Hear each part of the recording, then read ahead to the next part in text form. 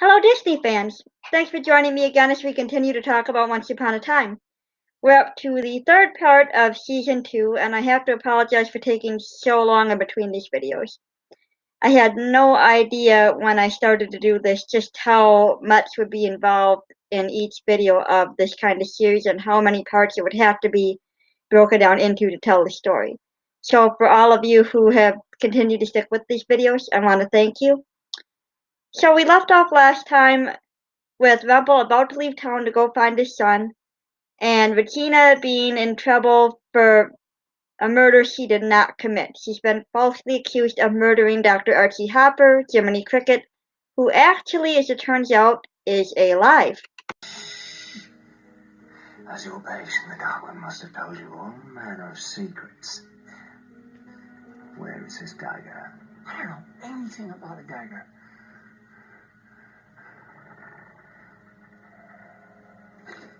No, you don't, do you? It's his weakness. Now, tell me, does he have any others? Very well. I've always wanted to dissect the cricket. Before we go any further, I want to apologize for the poor quality of the video clips. I'm still not able to download them from the disc themselves, so the best I'm able to do is record them off the TV. But you get the general idea. Archie's being held hostage by Hook, who is torturing him for information on Rumple. Now, before we go into what's going on with Rumple right now, I want to back up a bit in the story and talk about Henry's father. This is going to be majorly important later on. If you've already seen the show, you know what I'm talking about. If you've watched season 1, you know that Emma, and if you haven't watched season 1, why are you watching this? But you know that Emma spent some time in jail. She lived as a thief for a long time. This is how she ended up meeting Henry's dad. She was actually stealing a car at the time.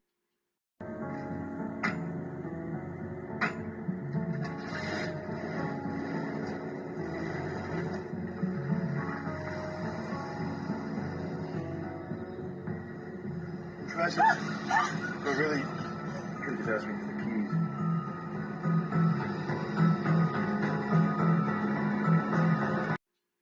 In my reviews, I try to give information in the same order that the audience would get it, which is a little hard to do at once because not all the plot points are given to us in order anyway. It's almost given to us like a jigsaw puzzle.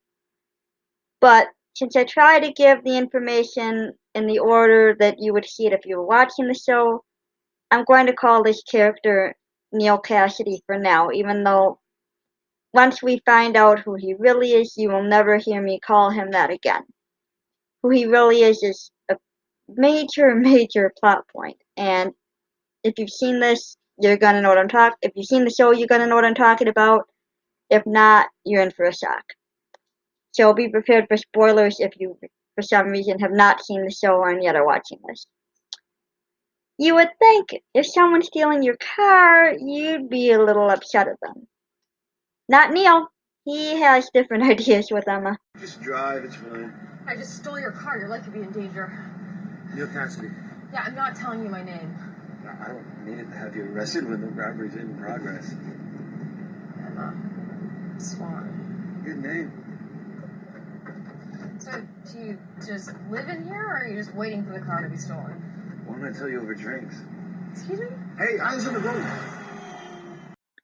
With Emma slightly distracted driving, it isn't long before you can guess what's gonna happen. Yep, she gets stopped by a cop. Damn it. That's why I said eyes on the road.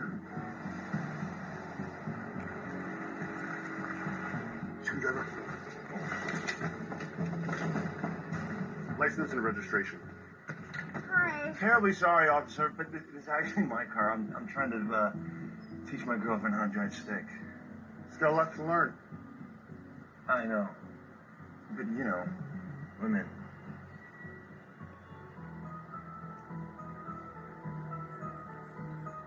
Right, I hear you. It's a warning. This time. Yeah. Thank you so much. What are you? Some sort of misogynist? I can't say I care very much for how he got Emma off the hook by commenting on women drivers, but it did the job, can't deny that. Now, you're probably asking, why is he defending somebody who stole his car? Is he really that into her already? Or is there something else going on? You're welcome. Oh, God, we got lucky. Wait. This isn't your car either, is it? I stole a stolen car. Now, how about that drink? Gotta love how that works out. She stole a car that was already stolen, and that thief wants to go out for a drink with her. She must have taken him up on it because the next we see them, they're going on the road and they got quite a routine going where she pretends to be his pregnant wife and she goes through convenience stores picking up whatever she can while he distracts anybody who might be watching. And it works. The problem is, before he even met Emma, he got a little too greedy. I got donuts. I got jelly. What's wrong? Nothing. No, hey. What's wrong? This is on the wall at the post office. I didn't even know they did that still. When did this happen? It's a janitor in Phoenix. It's a high-end jewelry place. The manager was a drunk. He would forget to lock the case of the expensive watches. I resisted twice. Third time, this guy just asking to get took. So I grabbed a couple cases of watches and I hopped on a train to Portland. The store's got insurance. Anyway, I stashed them in a locker at the train station. They're still there. It's hardly stealing. So you got away clean. Why do you get away clean? The manager may have been drunk, but the security cameras are stone sober. By this point, it's clear how much in love they are. They've talked about stopping their life of crime, getting a place in Tallahassee. They've got dreams of the future as a couple. And Emma loves him enough that she's willing to take the risk of going to get the watches. It's a good plan. It would have worked. Nobody's looking for her at the moment. At least not the same way they are him. The trouble is, he runs into an old friend of hers, Pinocchio, known as August Booth these days. If you've seen the original Pinocchio movie, you know that the rules are he has to be brave, truthful, and unselfish to become a real boy. Well, he has not been living that kind of life. He's slowly turning back into wood as a result. He needs Emma to break the curse so that he doesn't turn completely into wood. He lets Neil know that he has to let Emma take the fall. He has to get her back on the path she was meant to be on. Neil very reluctantly agrees. He gives Pinocchio the keys to the car, to the yellow bug that they met in. He gives him a wad of money for Emma, which Pinocchio pockets. Way to live the brave, truthful, and unselfish life there, Pinocchio. And he lets Emma take the fall. She ends up in jail carrying his child, Henry. So that's the backstory on that, and we will definitely be seeing more of Neil. Now, Rumple is getting ready to leave Storybrooke, and he has cast an enchantment on Bay's old soul to be able to leave and keep his memories. Problem is, that gets stolen by Captain Hook. And Belle goes after it to try to get it back for Rumple. She's also worried that Rumple will kill Hook. Not something I'd be overly worried about if I were her, but yeah, that's me. But anyway, she ends up on the ship, and she finds out something very important, that Archie is alive. Belle! Oh, my God! Archie, you okay? Yes, I am. Can you,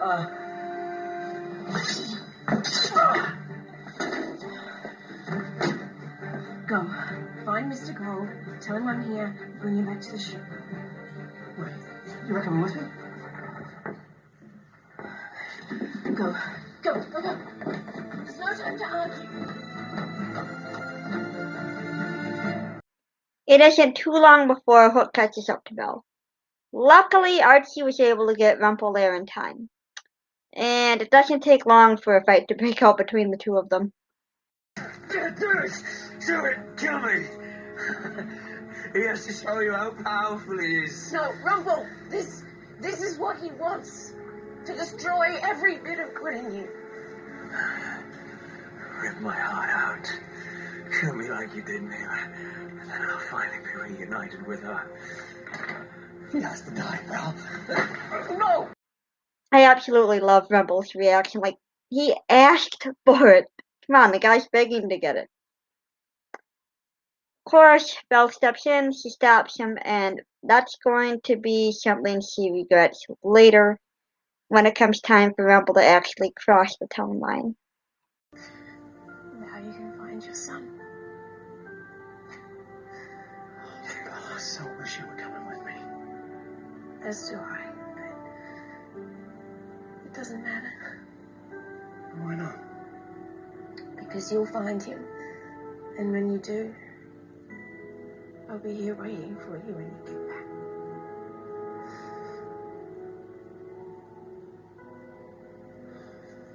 I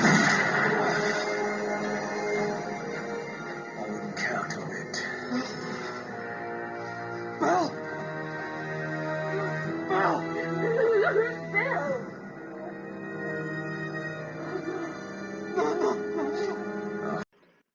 While Belle thankfully isn't fatally hurt, she no longer remembers who she is, much less who Rumple is. Now, Belle's been hurt. Rumple is not going to stand for that.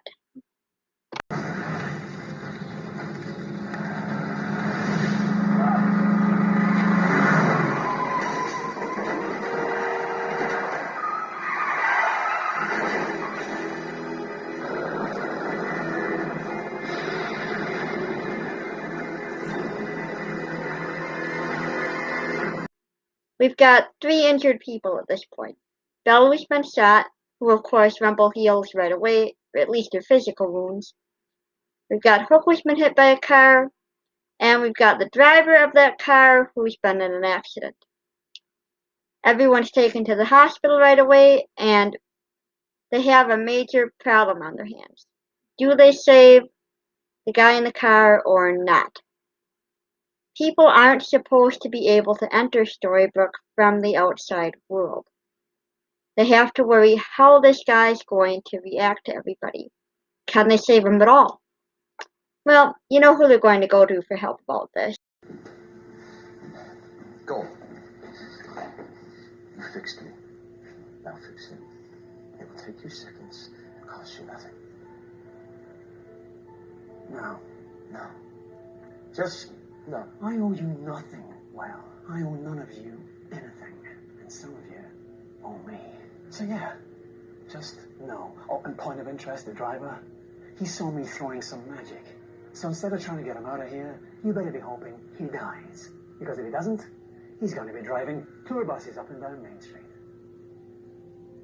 So glad I don't give a damn. I'm imagining my viewers saying, of course you saved the guy, it's the right thing to do. But can you really blame Rumple for his line of thinking here? People have a tendency to react negatively to anything different. Storybrooke has werewolves, fairies, mages, it has dwarves, it has every story that we've ever known condensed into one place. Everything that's magical, different. How are people going to respond to that if they knew a place like Storybrooke existed? I imagine you would have some who would say, oh cool, let's check this out, Disney World, for real life, yay. But you're going to have others who are not going to look too kindly on these things. They're going to go after the werewolf with torches and pitchforks. They're going to target Dr. Frankenstein. They're not going to react positively to this. At least not everybody isn't. So you can't really blame Rumble for thinking, we're gonna all be in deep trouble if this guy tells anybody what he saw. Well, Rumble's finally going to get out of town. He's saying, I'm not gonna stick around for this, save the guy if you want, which they do. They are able to save him. But Rumble says, nope, I'm getting out of town now. And he's taking somebody else with him. Go. We've all had a long night. You remember that favor you owe me, Miss Hall? Yeah. I'm cashing it in. It's not a good... You do honor your agreements, don't you? I need to find someone. So we're leaving today. Pack a bag. Leaving? Where? Like, find someone. Who? My son. It has to be today because every minute I'm here is a minute closer to me killing Hook. So it's really best for all concerned if I leave and you're gonna come with me. Oh, and we have a long history. So know this and know it to be true. If any harm comes to Belle while I'm gone, I'm killing all of you. Like I've said before, unless you have a death wish, you do not want... Easy, Marty. Unless you have a death wish, you do not want to hurt someone Rumble loves, or let them get hurt if you can avoid it. Emma agrees to go with Rumble and takes Henry with her. And I gotta love the scene where they leave at the airport. Have you ever been outside a storybook before, Mr. Gold? No. Are you nervous? No. Are you worried about meeting your son? No, Henry, I'm fine. How about we talk about all this later, kid? We're next. It must be really hard not to use magic, being like everyone else. Gotta put your shoes in. How terribly uncivilized. Scarf and cane go in the basket. What? Scarf and cane go in the basket. I can't. It ain't rocket science, buddy. You been on a plane before? Have you ever been impaled upon a cane before?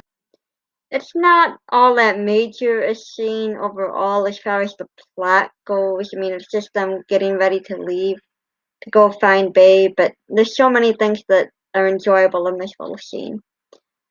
One of my favorites is that the children in front of them are actually Robert Carlyle's own kids. I think that's pretty cool. They got to act with their dad in that scene.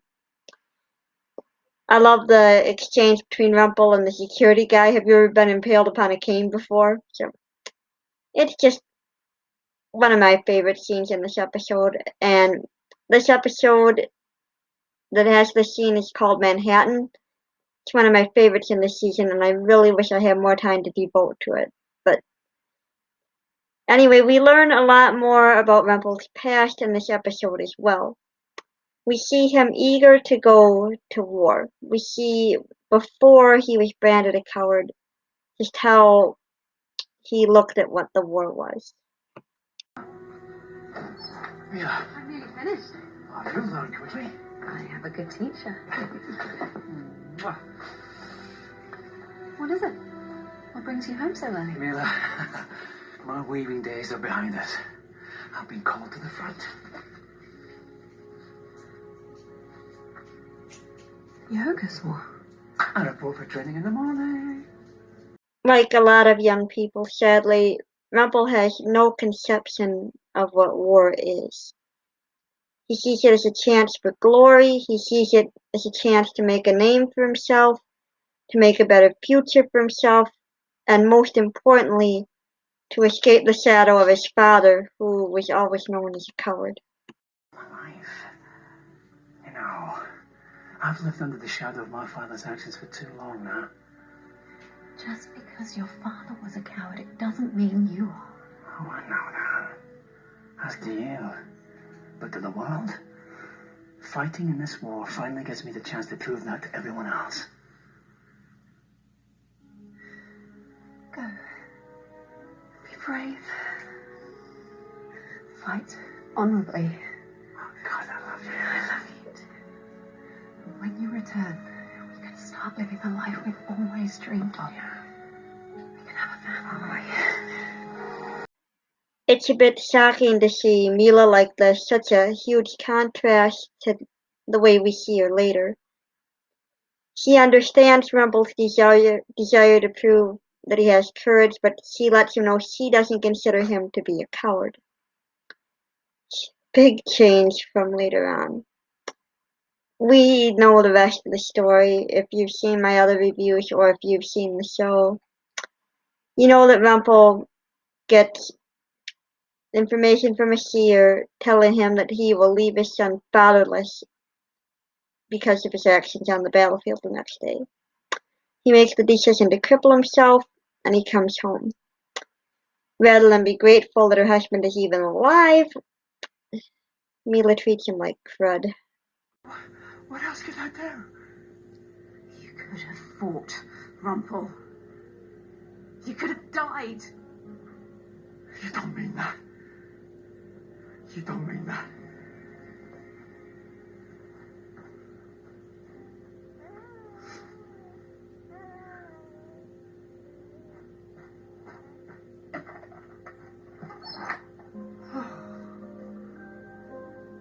Oh, it's all right, Bree. It's all right. Your papa's here. And I promise, I will never, ever leave you. As horrible as Mila is to him in this scene, I can't help smiling seeing him and Bay together, the reaction to each other. Bay is Rumple's world, and now he's finally about to get Bay back. But Bay isn't quite ready to be reunited with him yet. That favor you owe me. This is it. Get him to talk to me. I can't run. Watch, Henry. I'll be back.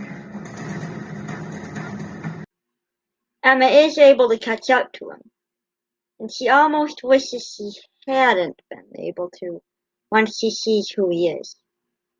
Emma's about to be reunited with a little blast from her past.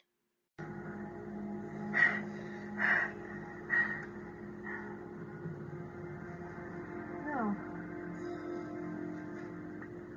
No?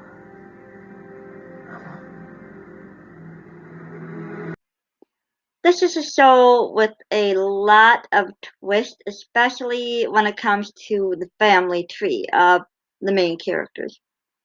But in one of what I think is the greatest, it probably is the all-time greatest twist in this show. Neil Cassidy is actually Balefire, Rumpelstiltskin's son. This of course makes Henry Rumple's grandson, connects everybody in Storybrooke basically into one big family. Emma is sadly not happy to see him again. She hasn't exactly forgiven him for what happened when Pinocchio, gotta love him, right, showed up and told him to let Emma fulfill her destiny. She doesn't know why he did what he did, and he had absolutely no idea that Emma was pregnant. Well, Emma doesn't tell him now that she gave birth to his son. Instead, they agree to go their separate ways, and he convinces her to lie to Rumple and tell him that she wasn't able to catch him. If you know Rumple, that's not gonna hold him back. Gold, wait, what are you doing?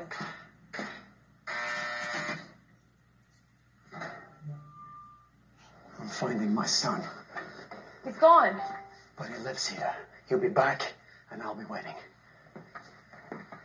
Stop. You can't just break in. Well, actually, that's something I'm quite adept at. He might not come back. Look, finding people is what you do, Miss Swan. I'm simply going to assist you.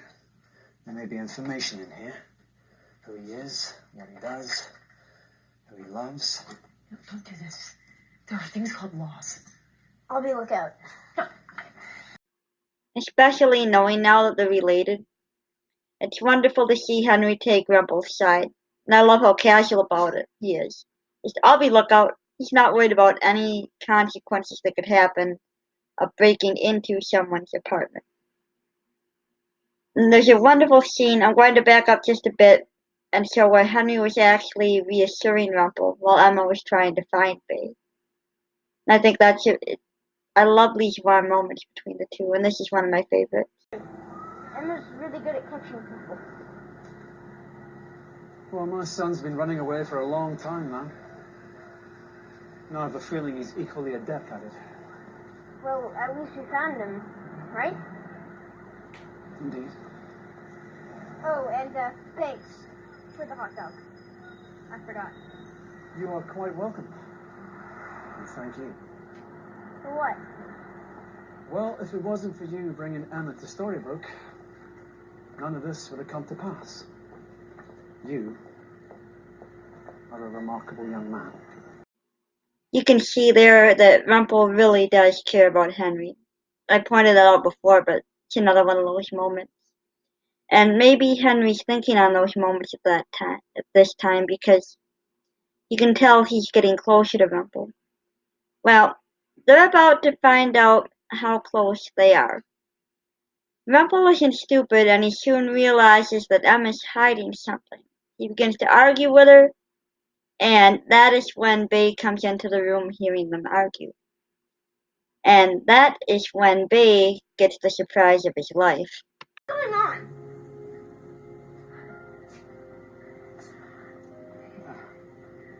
Who's this? My son, What? Is that Bellfire? I need you to stay in the other room for a little while longer, okay? Come on. Wait, how old are you? Don't answer him. How old are you, kid? 11! Now, why is everyone yelling? Bay's not an idiot. It doesn't take him long to do the math and figure out this has to be his son. He confronts Emma about it, and Henry's confused because Emma told him that his father was a fireman who died on the job.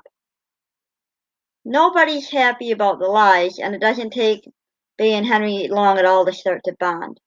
They become close right away.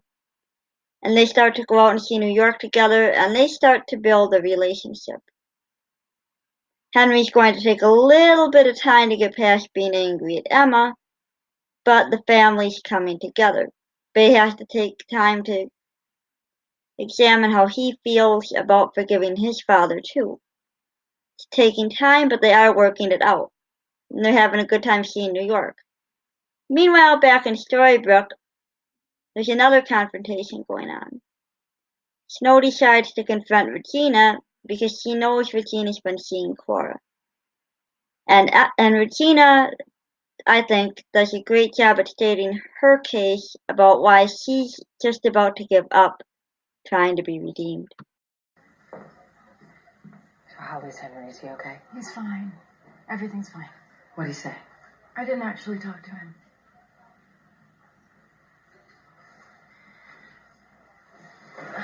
Then why am I here? Because I know you've been lying. I thought it was time we talked about it. I don't know what you're talking No. about. No more lying. I know you've been with your mother. I know you're looking for the dagger. What I'm doing is my business. There's a war starting, Regina. That much is clear, yes. Lucky for you, you've earned enough goodwill with me to give you one last chance. Just to choose the right side. The side of good. Have you ever considered that maybe, perhaps, I am good? I was always the queen. It was you who added evil to my name. Good doesn't do what you do. Why? Regina, why go back to being this way after how hard you tried? And what did it get me? Dinner with a bunch of hypocrites who pretend they'll forgive me when in their hearts they know they never will.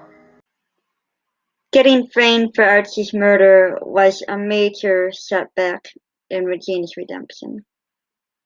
She's seen that she's not going to be so easily forgiven. It was a really good frame job. Cora did it to the last detail. which is why, instead of blaming Snow, Regina really has to start looking at what Cora really is. She has an awful time doing that. She's been manipulated by Cora since she was a baby her entire life. So this is going to be hard for her. But you can tell she still loves Henry. He's the first thing that she asked about. Henry is the most important thing in her life. He's her reason to make an effort. And so without that, her redemption is going to be a lot harder. Meanwhile, back in Manhattan, Rumple and his family are starting to bond. Bay's taking Henry out around New York, and Henry wants to go see a museum. They stop back at Bay's apartment to get Henry's camera, and that's when a certain pirate shows up again.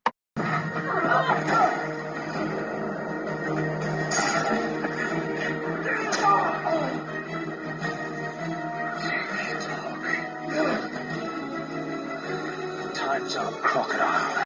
As the Dark One, Rumple's immortal, but he's not in a place with magic at the moment.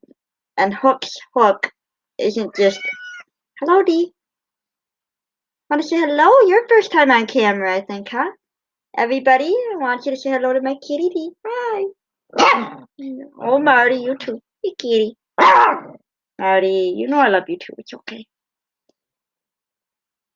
So, Hook's hook isn't just a hook. It's covered with a deadly poison known as Dream Shade. This poison is only in the Enchanted Forest, in the world that all the fairy tale characters came from. And Rumple's only chance of survival is to get back to Storybrooke as quickly as possible.